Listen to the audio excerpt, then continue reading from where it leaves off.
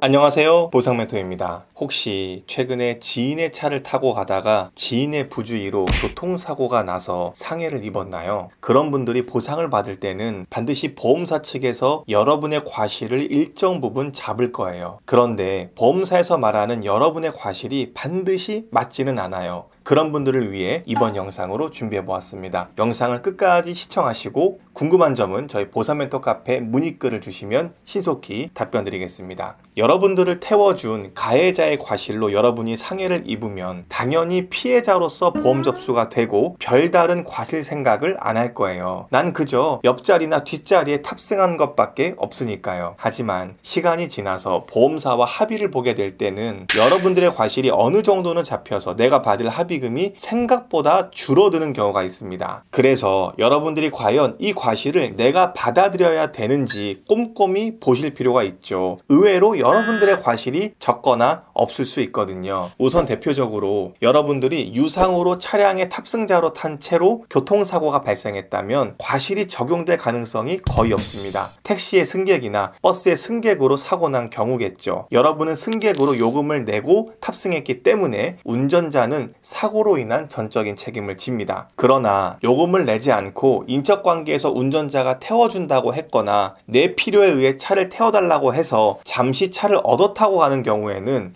여러분들에게 그 차량을 호의로 탑승했기 때문에 동승했다는 이유만으로 사고가 발생하면 여러분들에게 일정 과실이 주어집니다. 보통은 20%가 가장 많이 적용이 되는데 사실 사안마다 다 다르고 그것보다 적게 잡히는 경우도 많아서 여러분들의 사고 경위를 정확하게 보고 억울하다면 여러분의 과실을 조정해 볼 수 있죠. 어떤 경우에는 정말 내가 탑승할 이유도 없었는데 운전자가 계속 태워준다고 해서 어쩔 수 없이 못 이기는 척 탑승하기도 하거든요. 그런데도 여러분에게 그냥 과실을 적용하는 거죠. 이런 경우 10%나 그 이하로도 더 과실을 줄이는 게 가능합니다. 마지막으로 여러분이 무면허나 음주운전 상태의 운전자의 차량에 탑승하는 경우가 있을 수 있죠. 의외로 많은 분들이 이런 차량에 탑승해서 실제로 교통사고가 발생하고 다치기도 많이 다치지만 피해자에게 무면허나 음주운전 상태라는 그것을 알리지 않은 안전 촉구 의무를 다하지 않았다고 해서 여러분들에게 많은 과실이 주어지죠. 물론 여러분이 탑승 당시에 운전자의 무면허 상태를 알고 있었거나 음주운전 상태를 알고 탑승한 건 문제가 되지만 보험사 측에서 일방적으로 여러분에게 적용되는 과실보다 더 가산해서 잡고 합의금을 지급하는 건 여러분 입장에서는 큰 손해가 되죠. 여러분의 상해가 크면 클수록 여러분의 과실 10%가 왔다 갔다 하는 건 여러분이 나중에 받을 합의금의 1,000만 원 정도 수준이 왔다 갔다 하는 정도입니다. 이런 경우 한 번쯤은 전문가에게 문의해 보셔서 꼭 손해보는 일이 없었으면 좋겠습니다. 오늘 이 영상이 여러분들에게 도움이 되었으면 합니다. 저희는 또 다른 유용한 정보로 여러분들을 찾아뵙겠습니다.